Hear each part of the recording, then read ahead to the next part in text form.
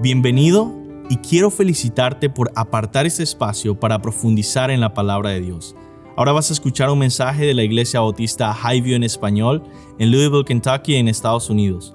Nosotros existimos para llevar a todas las personas a conocer y seguir a Jesús. Deseamos ser una iglesia bíblica, una iglesia cristocéntrica, centrada en el Evangelio, que tiene una predicación expositiva. ¿Qué es una predicación expositiva? Es aquella predicación que se enfoca en el texto bíblico, busca interpretarlo bien y aplicarlo legítimamente a la vida de las personas. Ahora, yo quiero invitarte a que no solo escuches la predicación expositiva, sino que tú seas un oyente expositivo, que seas un oyente que abre su Biblia, que busca en el texto, que trata de entender la Escritura y aplicarla a tu vida. Oramos que Dios bendiga su palabra y que tú puedas conocer más a Cristo.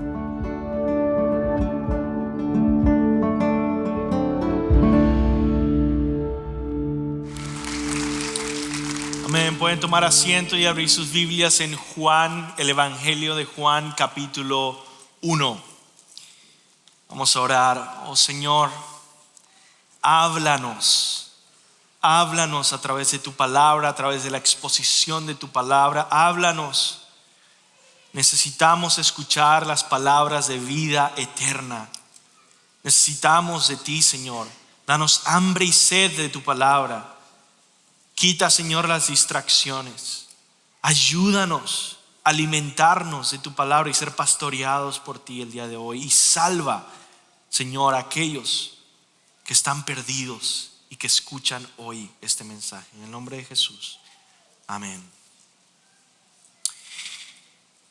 Vamos a estar hoy en Juan capítulo 1, en la última parte del capítulo, versículos 35 hasta el final. El día de hoy veremos la historia de cómo los primeros 4 discípulos de Jesús comenzaron a seguirlo. Andrés, Simón, Felipe y Natanael. Veremos cómo estas 4 vidas fueron transformadas por Jesús. Y eso nos llevará a nosotros mismos a encontrarnos con la identidad de Jesús como Dios, como Salvador, como Señor.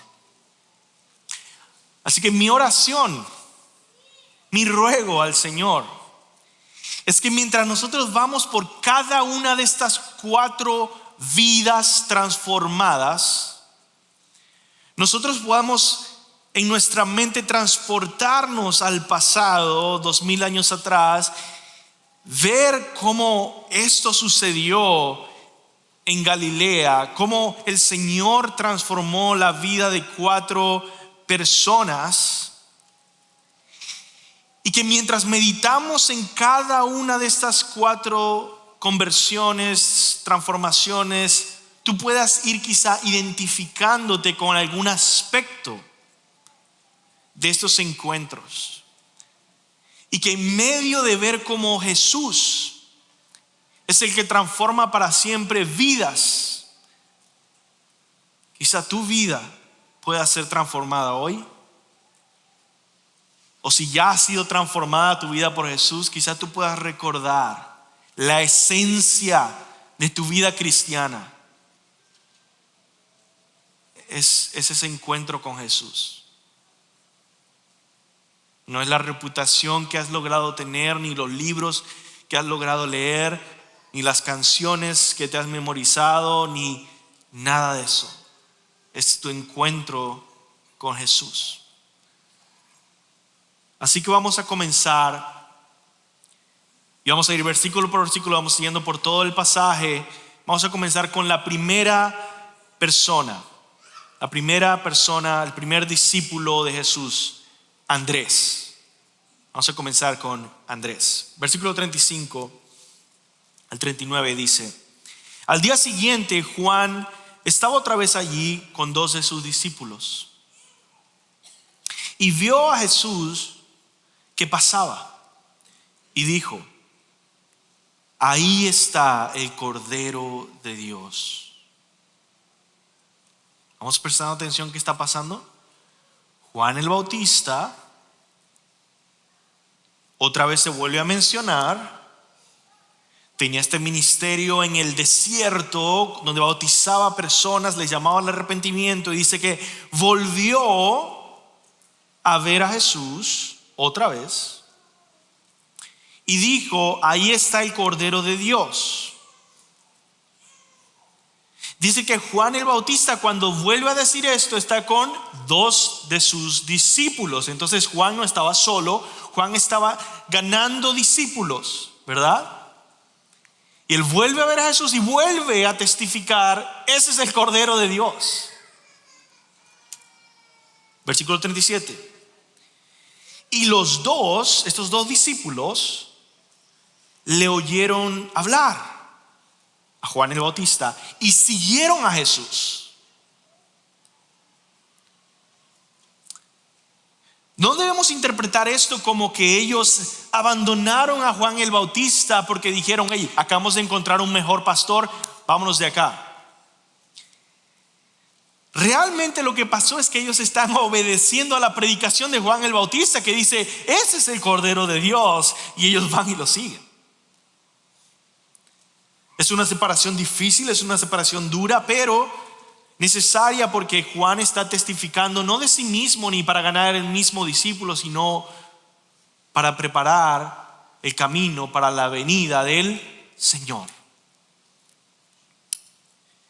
Versículo 38.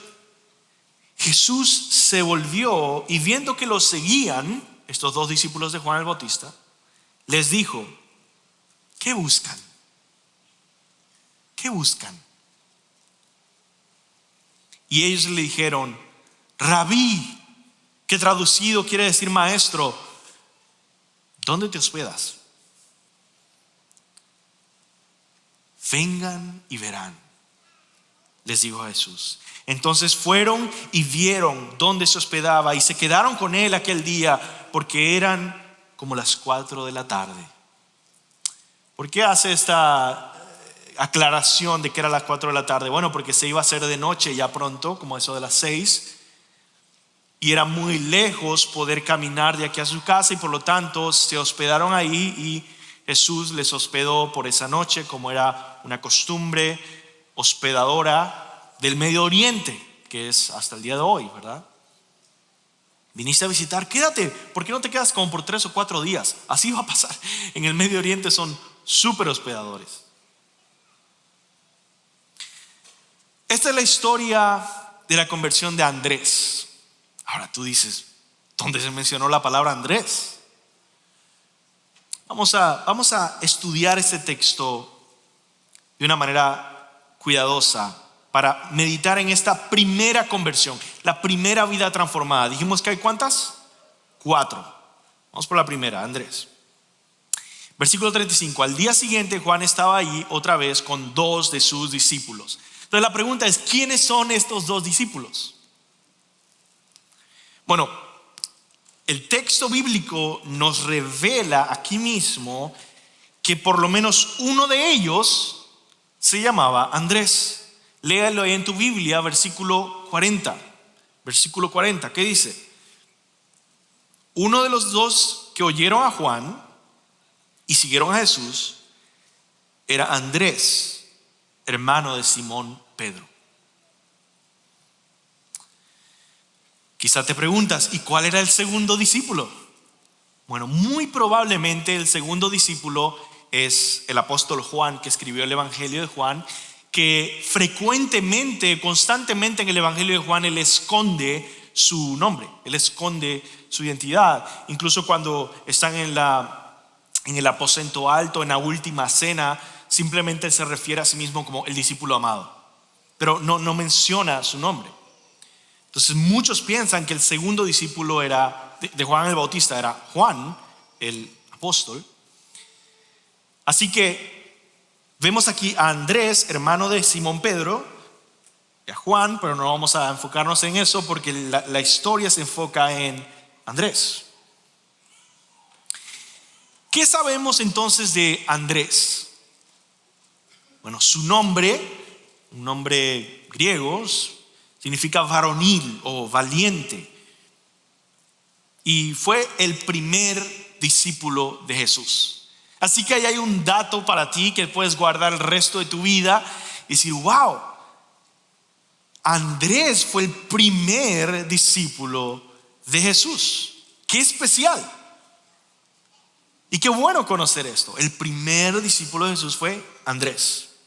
Andrés era hermano de Simón Pedro y él se dedicaba al negocio familiar de la pesca, de ser pescador. Mateo 4:18 lo describe junto a Simón y junto a otros también que se volvieron discípulos, pescando, agarrando las redes, y su familia de por sí se dedicaba a esto. Está en Mateo 4:18 por si lo quieres ver.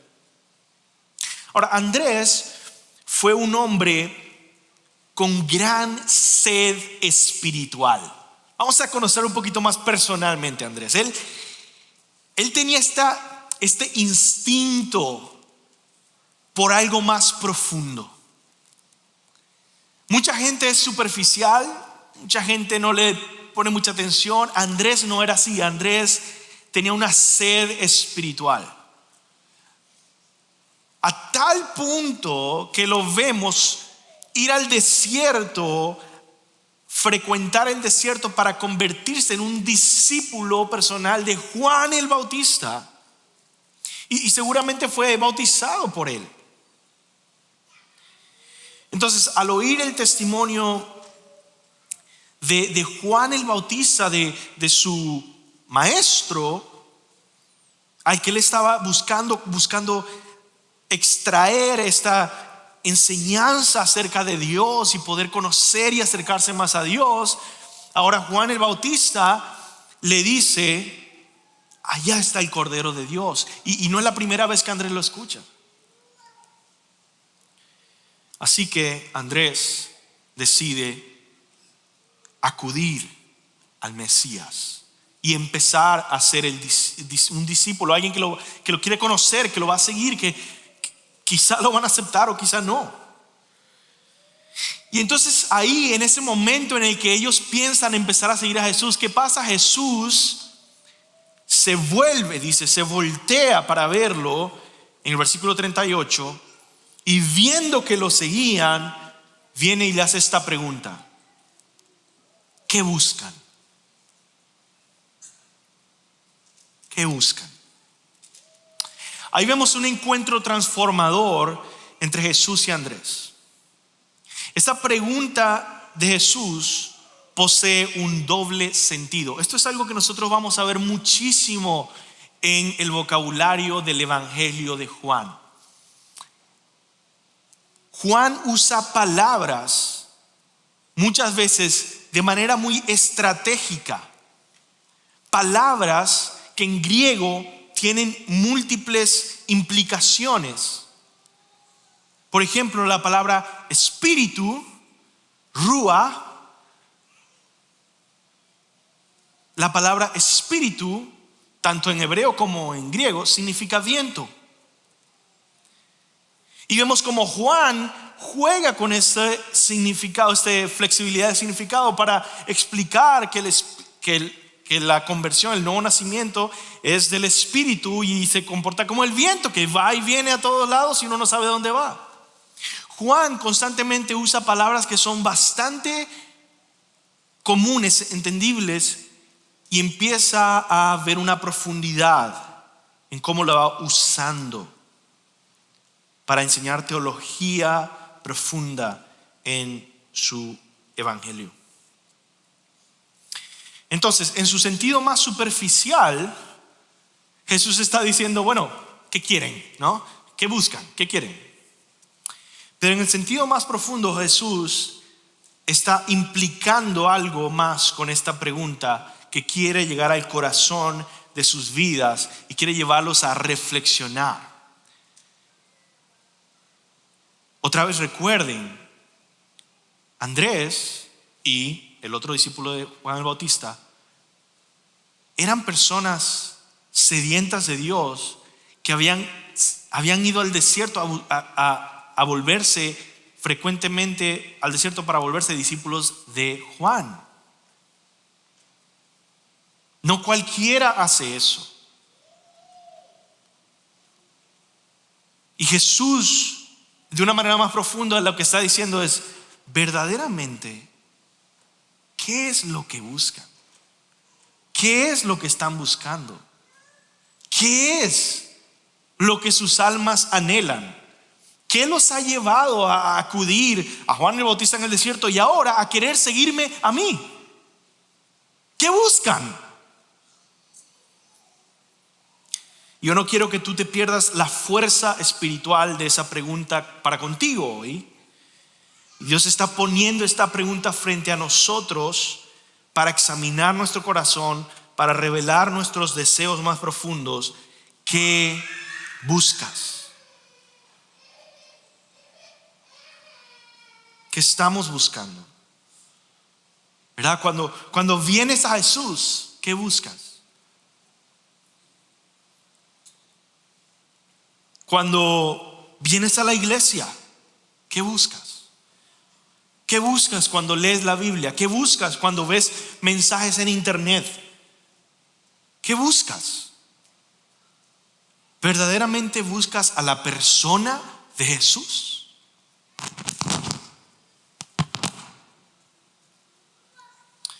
Los discípulos entonces no sabían cómo reaccionar ante esta pregunta, sinceramente. Y la forma en la que ellos responden es un poco incómoda, un poco rara. Y les dice, bueno, ellos le dijeron, Rabí, ¿dónde te hospedas? Y Jesús vuelve a responderle con una frase que en la superficie es algo muy común, ¿no? Pues vengan y ven ahí donde me estoy hospedando, donde está la posada donde estoy hospedándome. Pero vamos a ver que esta frase se repite una y otra vez en el capítulo 1 de Juan y en el Evangelio de Juan, y es la frase, vengan y vean. Vengan y verán, Jesús les dijo. Entonces fueron y vieron dónde se hospedaba y se quedaron con él aquel día, porque era como las 4 de la tarde. De hecho, te invito a hacer un ejercicio cuando llegues a tu casa, y es leer el primer capítulo de Juan y subrayar las veces que se repite, vengan y vean, fueron y vieron, y otra vez vengan y vean. Esto es algo que se repite varias veces. Esta respuesta de Jesús a los discípulos, otra vez, es una forma de invitarles a ver algo invisible en él. Jesús responde con otra frase profunda, porque es una gran invitación, más profunda de lo que ellos piensan y lo que las palabras pueden expresar realmente. Por un lado, es verdad que ellos iban a ir a ver dónde se hospedaba, pero mientras Jesús les enseñaba, ellos se encontrarían y verían a Dios encarnado, aquel que habita en luz inaccesible, en gloria eterna.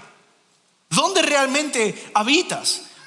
De hecho, esta palabra en griego es la palabra meno, que se puede traducir como permanecer, habitar, morar, y se usa mucho en el Evangelio de Juan. Por ejemplo, cuando Jesús en Juan 15 dice, permanezcan en mí, ¿verdad? Él permanece en el Padre. Al final, otra vez, el significado más profundo que Juan está dando es, ustedes se van a encontrar otra vez con una realidad gloriosa e invisible que no se puede expresar de manera científica o detallada. De hecho, el último versículo de este capítulo termina precisamente revelando esto. Ustedes verán una gloria con el Hijo del Hombre, en que ángeles, ¿verdad?, suben y bajan sobre el Hijo del Hombre. En fin, verán algo que se ve con el alma. Esta semana pasada en Texas yo pude conversar con un familiar, uno de los familiares que estaba ahí, que no era cristiano, y precisamente estábamos hablando de de esta realidad inexpresable de la invitación de ser cristiano. La invitación no es algo que se puede poner o se puede expresar a plenitud en palabras.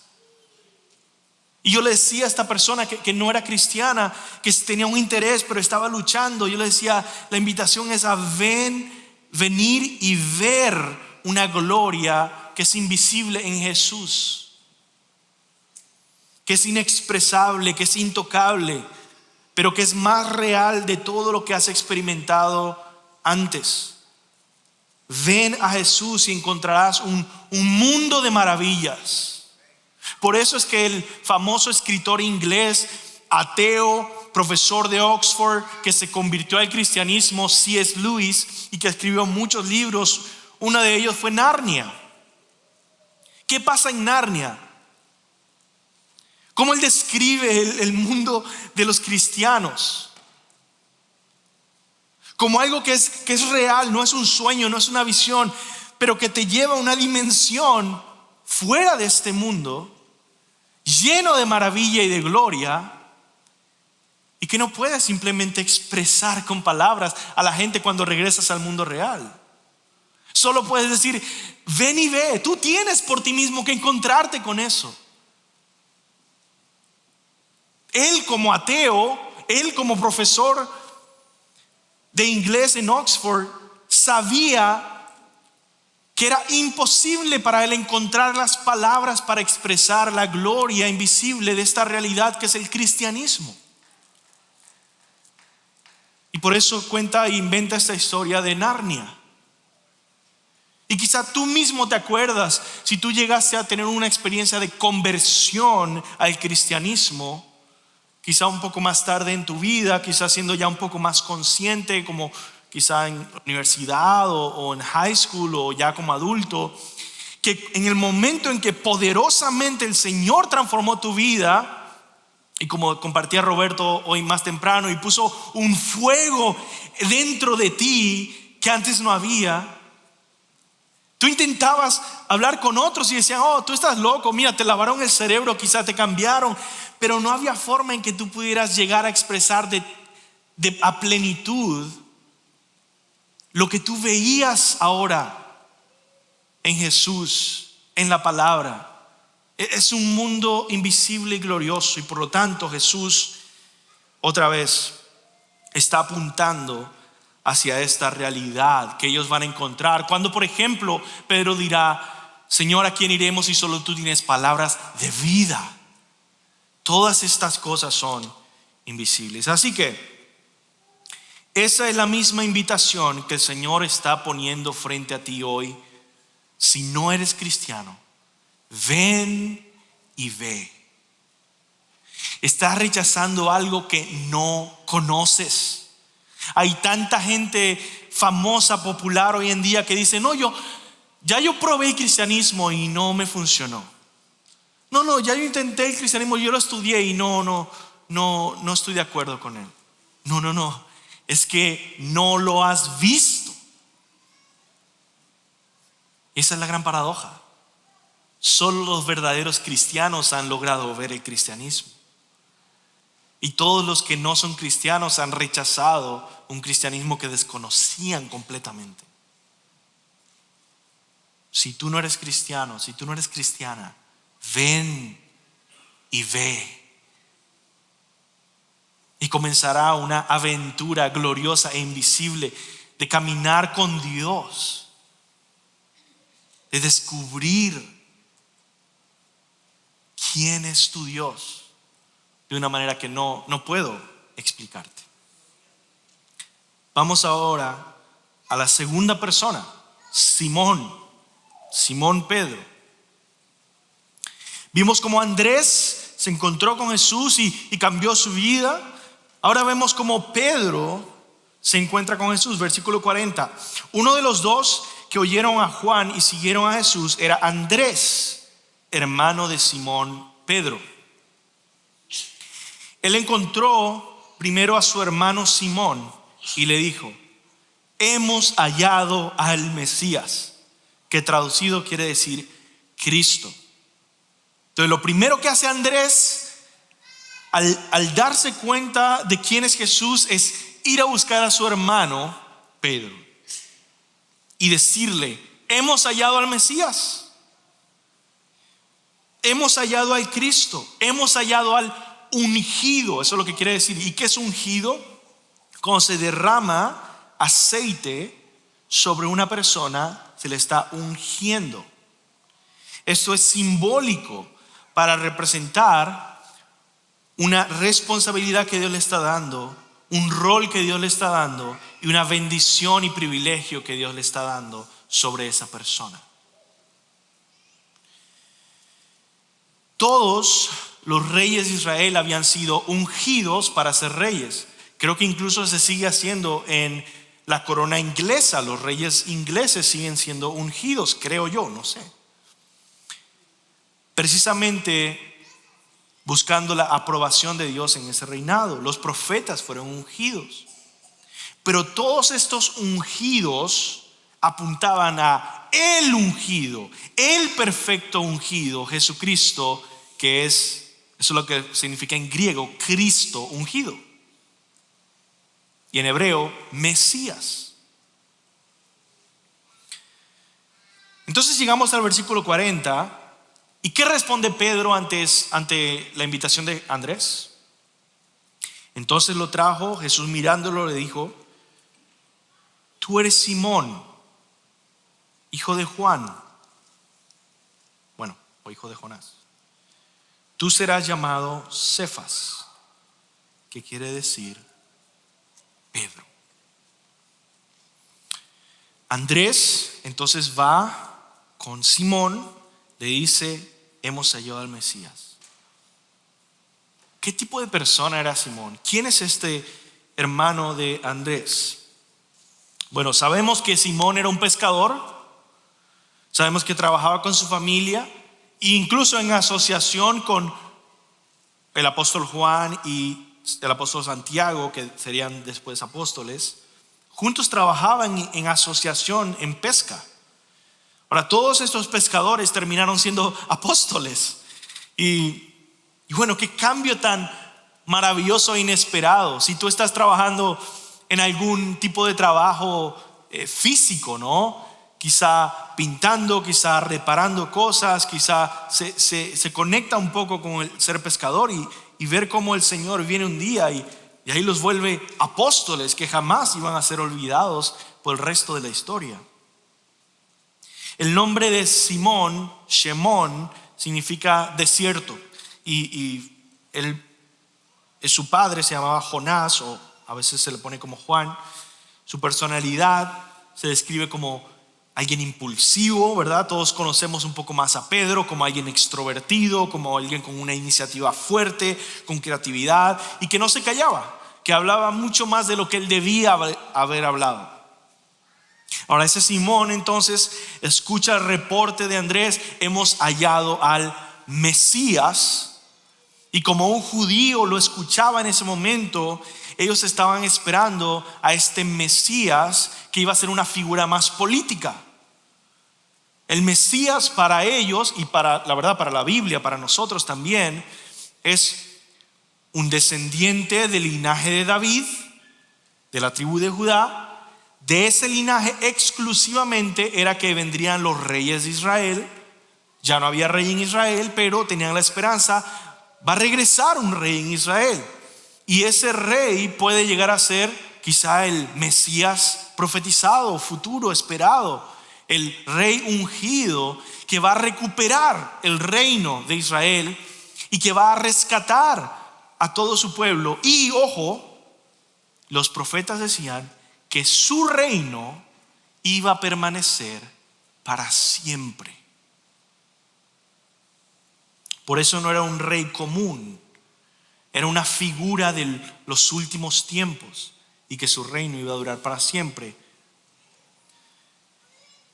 Simón tenía que ir a ver a este hombre, tenía que decir: bueno, muéstrame a ver quién es, si de verdad este es el Mesías. Y cuando él va ante Jesús, ¿qué es lo que le pasa?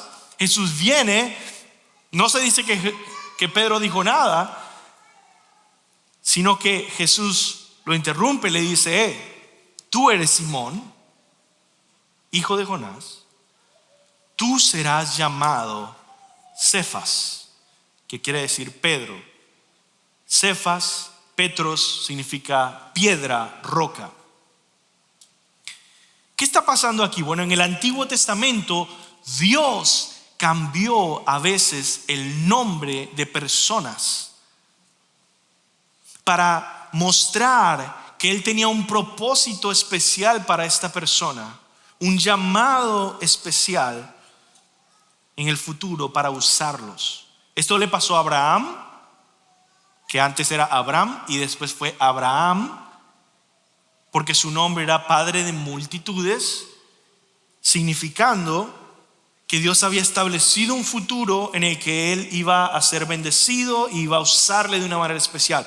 También pasó después con con Jacob, que fue llamado Israel. Y Jesús ahora viene y con la autoridad divina dice: yo te cambio el nombre, tú serás llamado roca, piedra. ¿Por qué? Anticipando que él sería un futuro líder en la iglesia. Ahora, al encontrarse con nosotros, Jesús también cambia nuestro nombre en un sentido. Nosotros somos descritos como pecadores, hijos de la ira de Dios, pero ahora somos llamados santos, hijos de Dios, amados, redimidos, cristianos. El nombre se refiere a nuestro carácter, a nuestra identidad y a nuestro destino, especialmente en la Biblia. Y ahora dice que ya no somos condenados, somos redimidos. Ya no somos perdidos, somos rescatados. Ya no somos huérfanos, somos hijos. Ya no somos extranjeros del reino de Dios, somos ciudadanos. Somos de Cristo. Él ha establecido nuestro nombre. Así que yo quiero dejarte, quizá antes de pasar al tercer discípulo, con esta pregunta para que tú reflexiones durante la semana. Si tú eres cristiano, ¿has abrazado el nuevo nombre que Cristo te ha dado? ¿O sigues aferrándote a la identidad muerta, antigua y caída que tenías?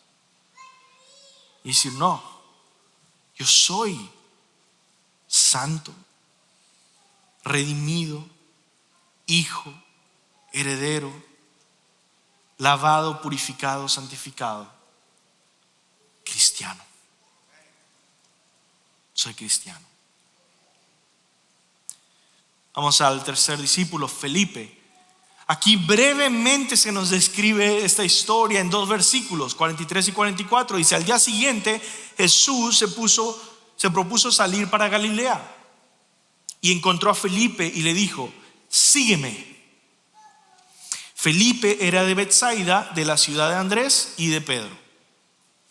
Ahora, ¿qué se nos dice de Felipe? Bueno, su nombre era griego y significa amante de los caballos. Felipe también fue uno de los primeros discípulos de Jesús, ¿verdad? Era de Betsaida, se nos dice, y probablemente era conocido de Andrés y Pedro. Felipe probablemente se crió conectado con la cultura griega, no solo porque su nombre era griego, pero también porque en Juan 12, 20 al 21 se nos describe interactuando de manera especial con unos griegos que querían ver a Jesús. Dice así el texto en Juan 12, 20 al 21. Había unos griegos entre los que subían a adorar en la fiesta. Estos fueron a Felipe, que era de Betsaida de Galilea, y le rogaban: Señor, queremos ver a Jesús. Entonces, no se nos dice mucho de Felipe en este versículo, pero se presenta como un hombre obediente, con hambre espiritual, con mente abierta y curiosa. Y vemos a través de los evangelios que él es un evangelista, le invita a personas a encontrarse con Jesús, los conecta con el Señor. Es un hombre leal, lo vemos en los evangelios como un hombre empático con otros. Y Jesús, ¿qué le dice a Felipe? Él le invita a unirse a sus discípulos diciéndole: sígueme. Ahora, esta invitación, sígueme, es muy especial porque esto no era común.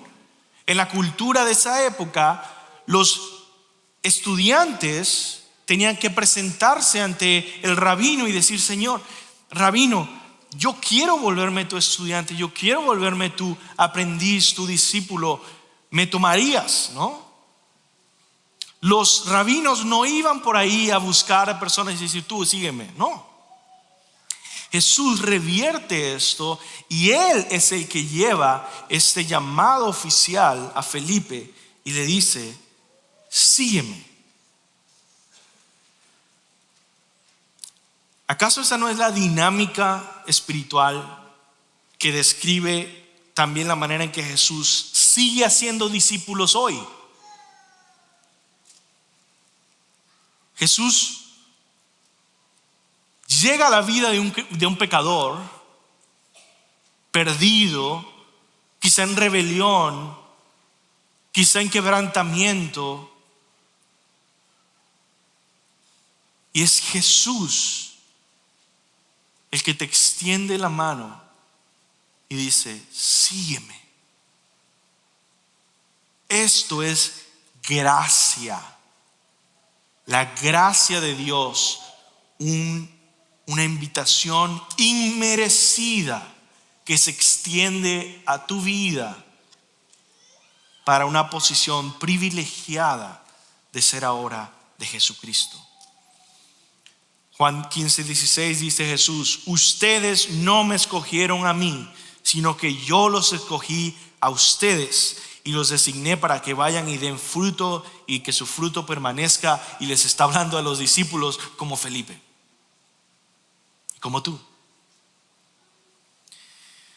La base de nuestra relación con Jesús es su gracia que se ha extendido a nosotros, su llamado eficaz y su decisión soberana de hacernos suyo. No nuestra dignidad, no nuestra obediencia, no nuestro ser especiales o algo. No, Él te llamó y por eso Él te va a sostener y Él llevará a cabo su plan en tu vida sin fallar. Vamos a ver el último discípulo, Natanael. Aquí vemos en Natanael un nombre, Natanael, que no se repite en los otros evangelios. Dice que Felipe fue a encontrar a Natanael y le dijo: hemos hallado a aquel de quien escribió Moisés en la ley y también los profetas, a Jesús de Nazaret, el hijo de José. Fíjate cómo Felipe era un predicador, ¿no? Los llevó al Antiguo Testamento, lo profetizó, le dijo de dónde venía, quién era su papá. Natanael, que en el resto de la Biblia se va a llamar Bartolomé, y responde de una manera un poco dura, dice, versículo 46, Natanael le dijo: ¿puede algo bueno salir de Nazaret? ¿Puede algo bueno salir de Nazaret? ¿Por qué Natanael dijo esto? Bueno, él vivía en la ciudad de Caná de Galilea. Todos estos discípulos son de Galilea. Galilea es como Kentucky, ¿no? Y dentro hay ciudades. Y ahí vemos que está Caná de Galilea, donde era Natanael. Y cerca está Nazaret. Nazaret era más pequeña, era pobre y tenía realmente mala reputación. Y por eso Natanael dice: bueno, de ahí no creo que vaya a venir el gran esperado Mesías.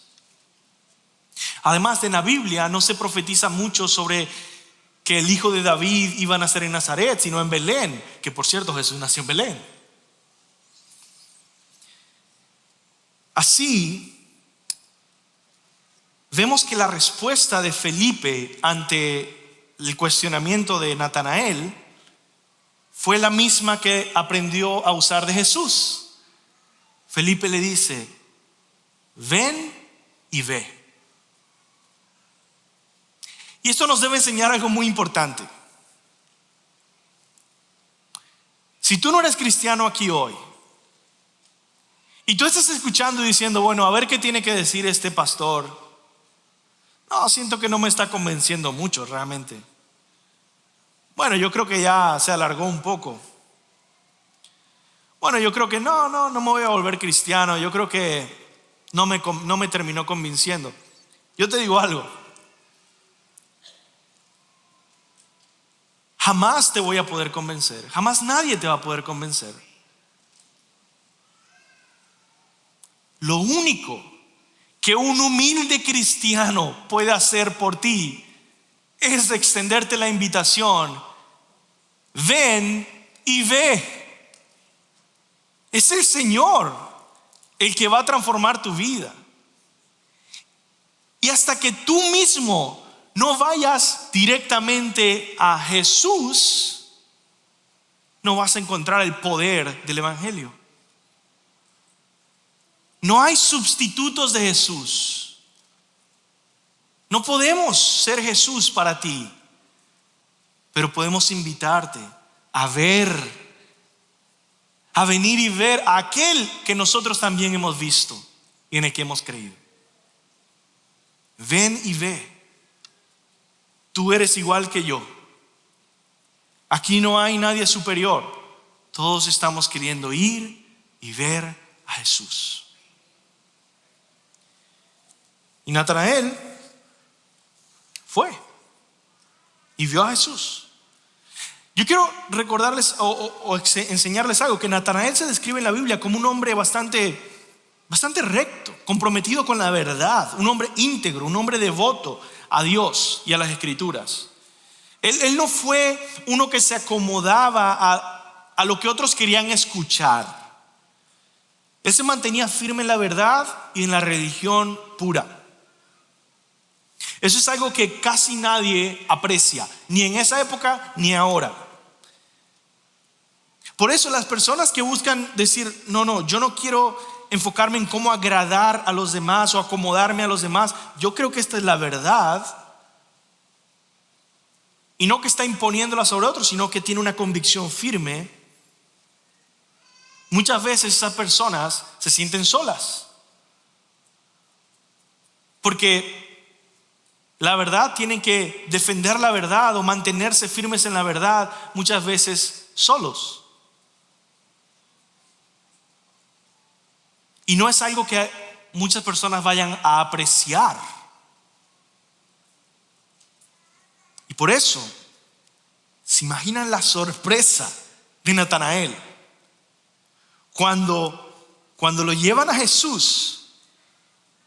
Y sin haberse nunca visto, Jesús viene y lo ve de lejos y le dice: ahí tienen a un verdadero israelita en quien no hay engaño.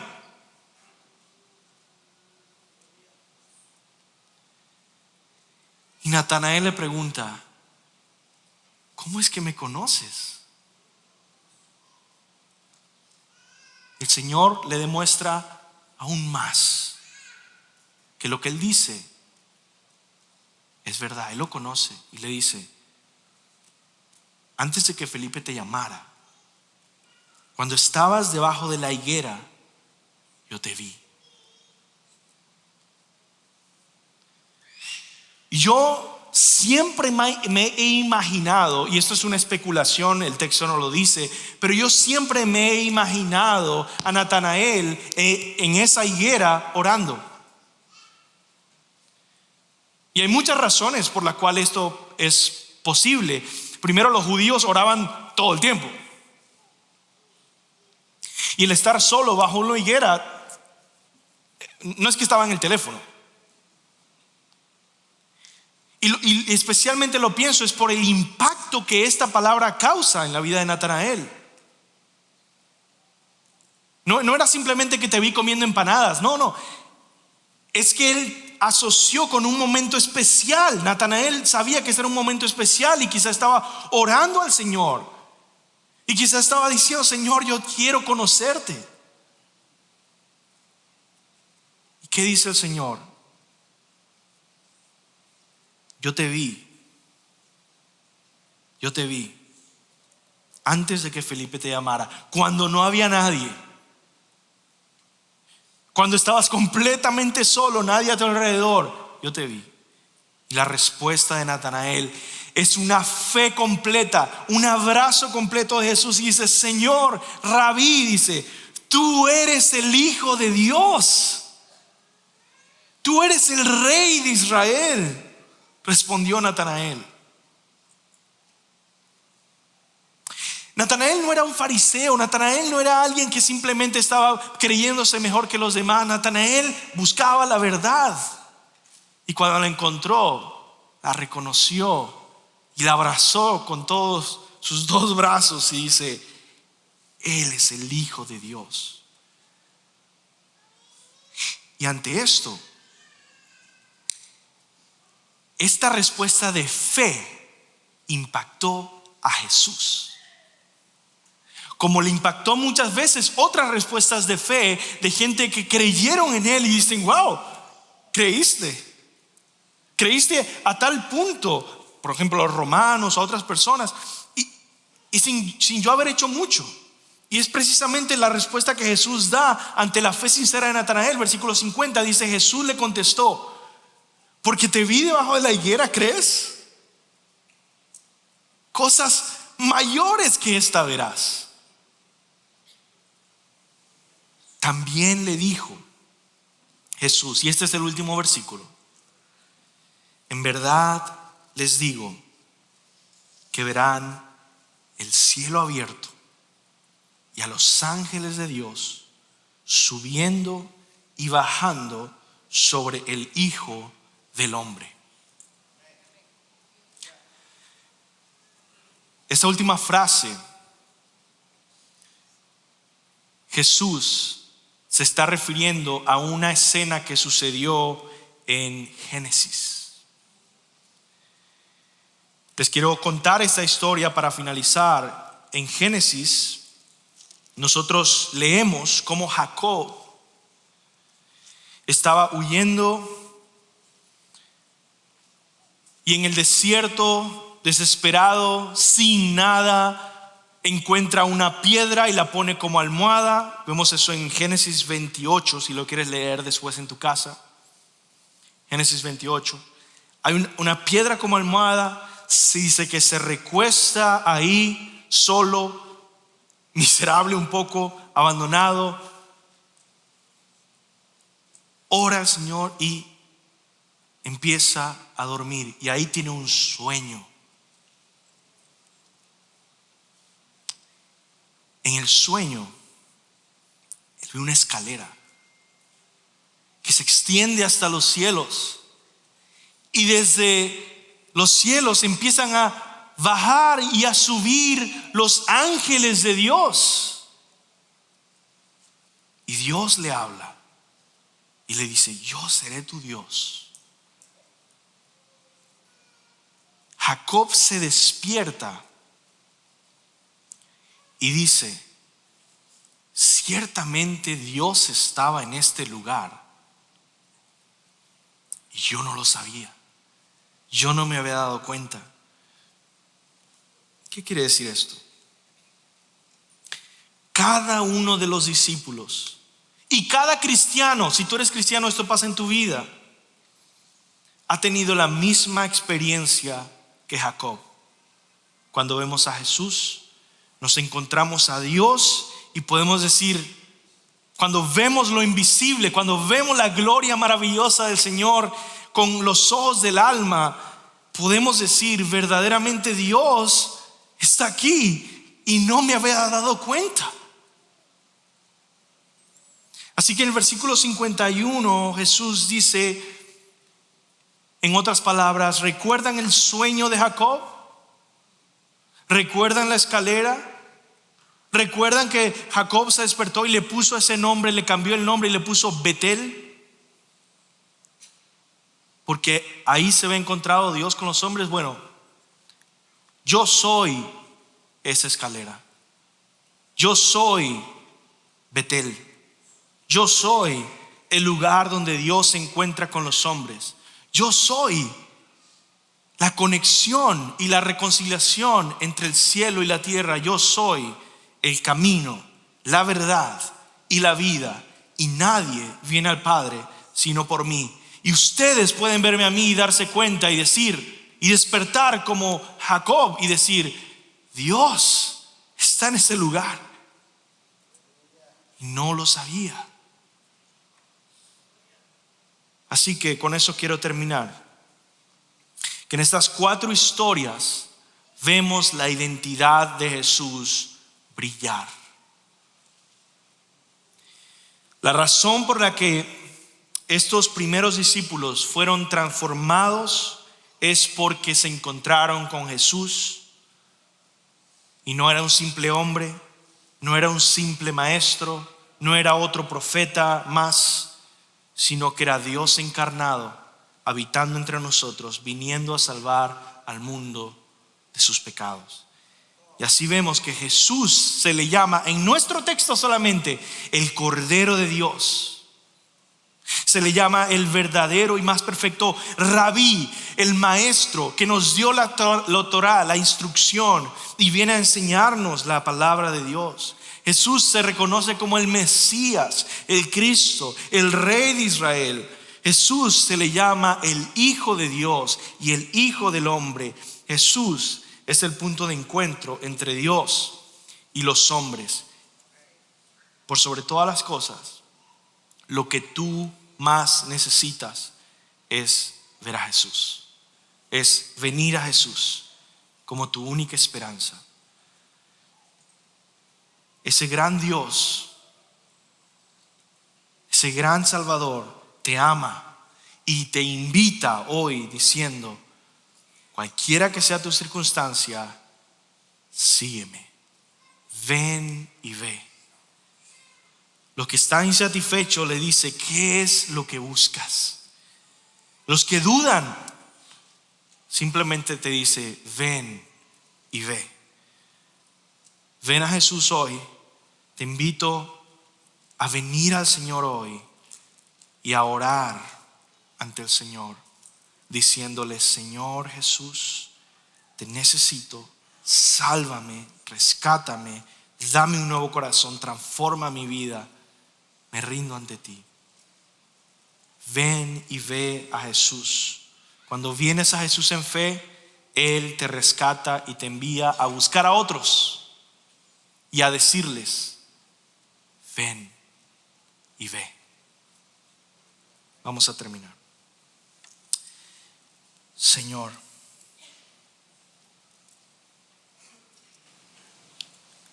hay tantas distracciones en nuestras vidas, el pecado, el mundo y la oposición de Satanás, que busca callarnos para no hablar a otros de Jesús y decirles, ven y ve a la persona de Jesús, ven personalmente ante Jesús y encontrarás un Salvador. Y hay tantos en el que el pecado, el mundo y Satanás les está impidiendo creer, venir y ver a Jesús. Yo te pido, Señor, que no salga una persona perdida, sin Cristo, sin haberte encontrado de este lugar. Sálvalos, rescátalos. Transfórmalos para siempre como hiciste con estos 4 discípulos. En el nombre de Jesús.